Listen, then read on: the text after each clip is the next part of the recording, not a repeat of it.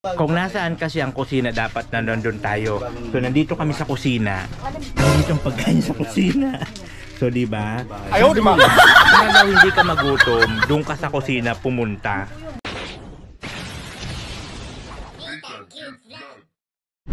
So ayun na po, muli nagbabalik ang likod. This is Nathan Cute Vlog, ang taong walang panlasa. And for this video, papunta na po kami kala PMC para po sa pangalawang araw ng celebration ng kanyang birthday. And of course, our driver po to this video, Kuya Mel. Siyempre, ayan po si Kuya Mel. Ang sakalam na walang kinalaman sa mundong ibabaw. Ano laundry, hindi dito? Okay, siyempre kasama natin sa likod. Ayan po yung mga tropa pits natin dyan sa likod. Nila lang pala tayo dito. At nandun po sa sakyan. Sila Kuya Red Nobeno. Ayan nga po. At ito nga po ang sismis, di ba? Sinundo namin doon si Ate Ruda. Hindi sumakay dito. Doon sa Saban. Ayit. Oo. Hindi kami pinansin. Ayaw, di ba? Ate Ruda. Na. Hindi, joke lang po yan. So ngayon po, papunta na po kami kala Beyonce. Ayan po, para po sa pangalawang araw po ng celebration ng kanyang 17th birthday. O, di ba? Saan po kayo makakita ng ganon? Dito lang po yung sa Kalingap. Birthday, 3 times. Kasi pangalawa, mayroon pa na yung pangatlo. Ay, grabe naman ang sponsor ni Beyonce, no? So talagang pinagpala yung bata. Dahil po yun sa kay Dr. Love po. Kaya siya yung di ba? Siya yung naka-scout. Naka-scout si Dr. Love. Yan, si Dr. Love. Kaya po, nakita nyo, Grabe emotional, yung lagi ko sinasabi na ang gumagawa ng mabuti sa kapwa ay pinagpapala. Si Beyonce po ay talaga naman pong down to earth at talagang wala kayong makikitang kung ano man sa kanya na hindi nyo magugustuhan. For sure, pag nakita nyo siya, pag-uugali, yung kanyang karakter, yung kanyang pagiging marespeto, nandyan po lahat. At unang-una sa lahat, ang kanyang maladyosang kagandahan. Yes, siyempre, mga Diyos, alam nyo naman kami, mga Diyos ang aming kagandahan. Si Beyonce yung sinasabi ko. Ay, si Beyonce ba? Oo. Naikat ko yun. Ayun ba? Kaya pabangan nyo po ang sunod nitong kabanata. Doon na po sa bahay ni Beyonce. Sila Kuya Bal kasi sa ibang sasakyan din kasi may meeting para susunod na lang. So kami muna pinauna. At actual nauna na po doon kaninang umaga pa sila Kuya Agol, si JP sa ni Mr. J. So kami naman po yun ngayon. Sakto kasi yun ngayon, di ba? Para pagdating doon kainan. Alam niyo naman na yung lingkod walang panlasa pagdating sa pagkain, di ba? Alam natin ang mga susunod na kabanata. And I thank you, Babus. So ayun na nga po finally guys, nakarating na tayo dito sa bahay nila Beyonce. At ang ganda ng kanilang tanawin. Ayan po. Oh ha? Tabing dagat mismo. O, diba? Yan, ito po yung bahay nila Beyonce. Oh, ganda. So dito ko lang po ito napapanood sa vlog nila Kalingap Rab. Dito sila nagtatambay nila Kalingap Rab. So ngayon finally nakarating na rin tayo. At siyempre masaya tayo dahil sa nakarating tayo dito. At nakabalik ulit tayo dito sa Cam Norte. At siyempre muli tayong tinanggap ng mga masugid na mga mga supporters po ng Kalingap. So thank you so much po sa pag-ano nyo sa akin, sa muling pagtangkilik nyo ulit sa akin sa pagbabalik ko po dito kay Kuya Bal Santos Matubang. So ayan na mga guys, nandito na kami kala Beyonce. At siyempre nandito kasama natin si Kuya Brock po, si Mr. G, si Kuya Agol, si JP. Ayan, sila po yun. At ito yung luto-luto nila. Ay, sila Ria. Ayan na sila. So nagaya po na yung mama ni Beyonce kakain na raw. Tignan natin kung anong pagkain sa loob. Tignan natin kung anong pagkain sa loob. At madala pa tayo ng papadalan kita ng si Kuya Brooks po magagamot ng kanyang pigsa sa bayag. Kuya Brooks! Binigyan ako ni sino si Hindi ko kilala yun. Relative.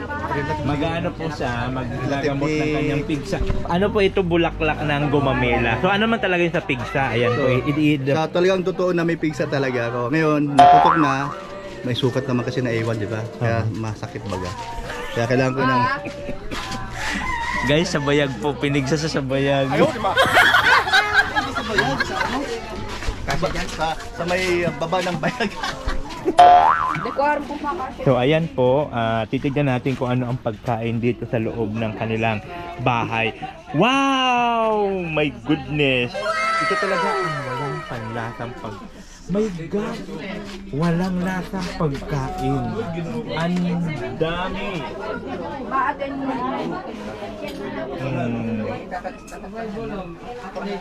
At nagkakagulo sila doon. Ano ang pinagkakaguluhan dito? May dam pala dyan eh. Sinasabi ko sa inyo, pasok kayo ng pasok sa wrong way. Dito kasi ang right way. Exit yan, Nathan. Diba? Dito ang entrance. Wala man kayo dito, priority man dito, priority line. Ayan sila. Nagbabalot-balot pala sila dito.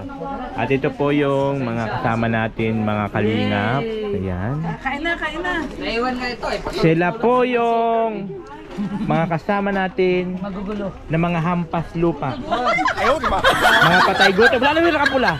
Patay gutom. Walang panglasa yan. Kaya naiwan ko bakit nandito yan. May COVID yan, may COVID. Hindi yan ha. O, yung iba naman, yung iba naman. Sige, kaya naman. Bakit kasi hinarangan ni Nathan Ang dyan? kakagulo. Hindi ba pwede dito bu? Hanggang dyan lang may division yan. Hindi pwede lumabas dito. May mga pagkain dito, bawal. Baka mamaya, i-take out nyo na agad. Hindi pa na-discard.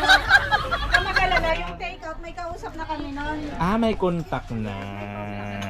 So, kakain po muna kami mga kababayan, Kakain po muna tayo. At syempre titikman natin ang pagkain dito po sa bahay nila Biancy. Alam niyo naman na yung lingkod mo ng panlasa ng ilang taon na. So ngayon, kukuha tayo dito ng pagkain.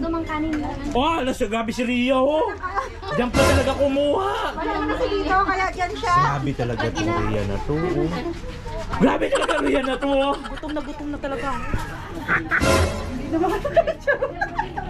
So ayan po, kakain po muna kami. Uy, ayan ang po, kuha na tayo ng pagkain natin. Ano, Kuya Brox? Anong nangyari sa'yo? Yay! Nalagyan ko na ng gumamila ang aking pizza! Ano pala, half day kasi may asin! Nalagyan na asin! Ni Kuya! Salamat na. Yung bulaklak po ng gumamila, nilagay po sa pigsa niya. Tabayag! Tabayag! Ay, salamat, nakahinga ako. Nagagaling na ito. Kakain na tayo. At siyempre, dahil tayo, dito po ang kung nasaan kasi ang kusina, dapat nandun tayo. So nandito kami sa kusina. Andito ang pagkain sa kusina. So diba? Sabi nila, para daw hindi ka magutom, doon ka sa kusina pumunta. Sinunod ko lang ang advice nila. So nandito nga. Hindi nga ako nagkamali na andito ang ulam sa kusina. O diba? So anong gagawin natin pag nandito sa kusina? Titikman ang kanilang pagkain. Yan. So ilagay ito dito. Tapos, alam nyo guys, ito talaga, ayoko ng ganito talaga pagkain. Kasi sabi ng doktor, bawal daw ang matataba. Bawal. Bawal ang matataba, sabi ng doktor, kasi pampadali ng buhay. Ang ginawa ko, hindi ko pinakinggan yung doktor. Bakit? Masarap kumain. Buhay pa ko. Nagsisinungaling lang ang doktor. Ay, huwag ka Nagsisinungaling sila. Pagkasalamat sa doktor, meron pa alaala sa'yo. At ito, yun natin, diba? Yung kanin nandun sa labas eh. Yan, kunti lang May kanin dun dyan. sa labas. Tapos, itong kaldereta. Ano luto?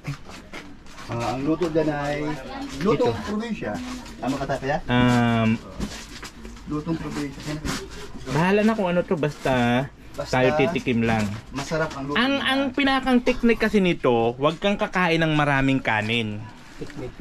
Yun yung pinakang technique na turo sa akin ng lolo ko.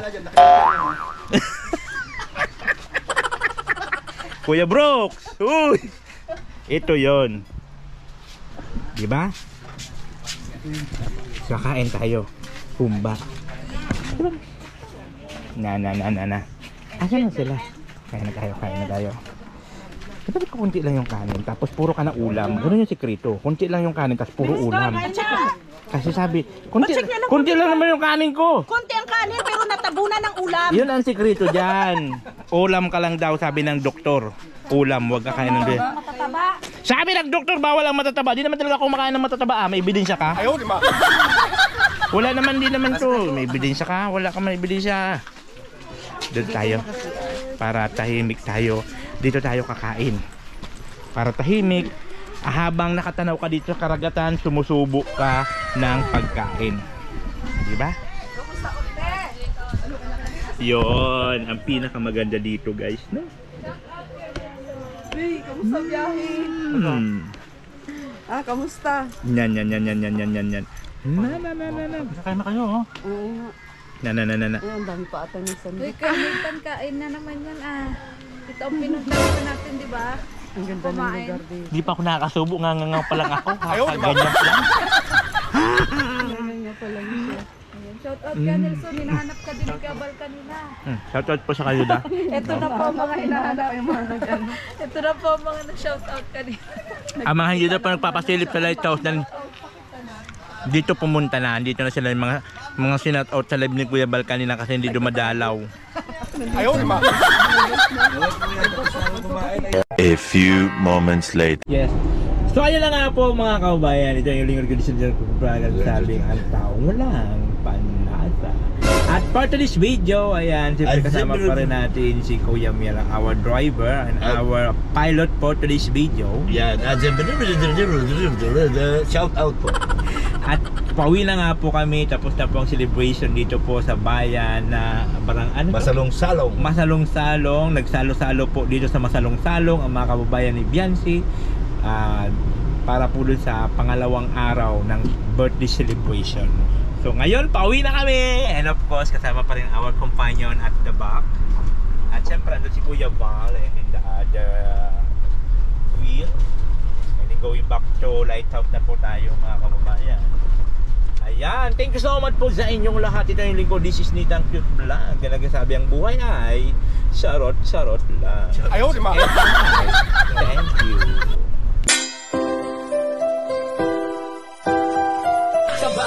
Halika at tumawa ka, Nathan Cute Vlog ang magpapasaya. Handa rin tumulong sa mga kapwa, pagtulong sa nangangailangan di magsasawa. Nathan Cute Vlog ang hanapin